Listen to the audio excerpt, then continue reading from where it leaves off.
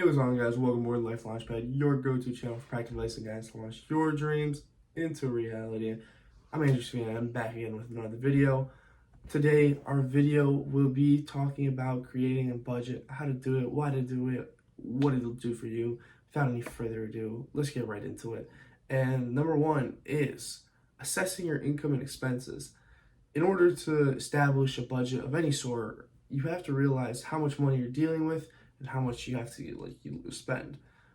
This will be any sort of income you get. If you're getting money from your job, if you're getting money from dividends, rentals, any sort of money that you get into your hands that you can use to spend for that month. And then the other half of that is how much you spend, car payments, your rent, loans, anything you spend your money on throughout the month, food, clothes, necessities, restaurants, entertainment.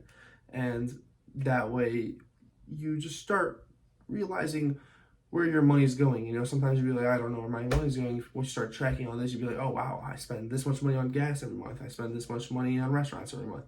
And from there you can start, getting the process going, which leads us to number two, tracking your habits. It's important to track your habits and start realizing what your big spending categories are. A lot of people overestimate how much they spend in restaurants and getting food or clothing. People have a issue spending there. So you gotta find your highest categories, your lowest categories. And the best way to do this, at least for me, the way I do this, is I have a spreadsheet. I have a Google spreadsheet. I used to have it I would throw every purchase I have, the date I made the purchase, and then how much it was, and then I had a total. Recently, I made the update, and it is broken down by months.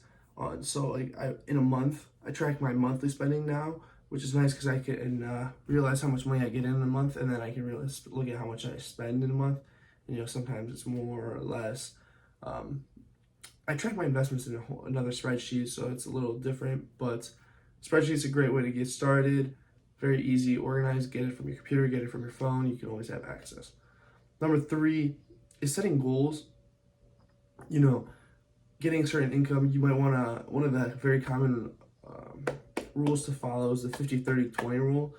Spend 50% of what you get in on your needs, your payments, debt removal, stuff that you need to survive, food, 30% on your wants, and then 20% in investments. So 30% on restaurants, entertainment, stuff like that. You can mix it up. Obviously, you could, if you want to be more frugal within, get which is ideal, and get further on, you could do 30% on your investments and 20% on what you want.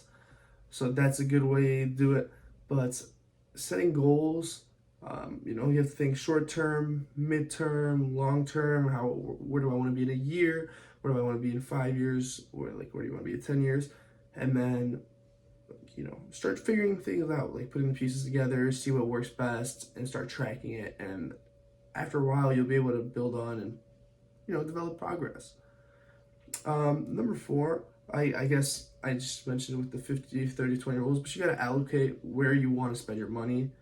If you don't have different categories where you're allocated, such as investing, needs and wants, it's going to be tough. You should be allocating how much money you want to spend at a restaurant. It's on in a month, how much you want to spend on gas. I know gas is a little bit unpredictable, especially with these high prices nowadays.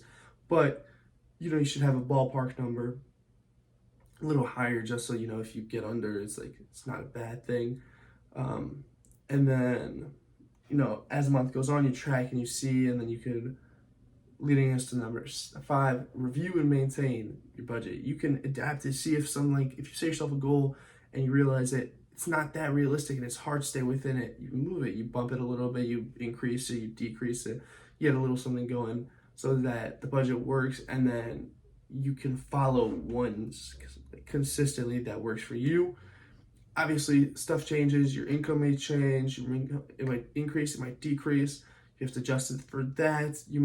Your expenses might increase or decrease. So, there's a whole different things that can come into play. That's why you make revisions for it. You can make weekly if you want to keep it short. For your short term, you can make them monthly, quarterly. Just anything that works best for you. that's what I recommend doing, so that way you can figure out and keep a solid budget that'll help you save money, invest, and be smart with your finances, financially intelligent, and that will set you up to be financial free as soon as possible. That's all I have for you guys, folks. If you enjoyed this video, please drop a like. Other than that, don't stop growing, learning, and launching towards your dreams. Remember, the power to reach your dreams is within you, and I will see you guys in the next video. Peace.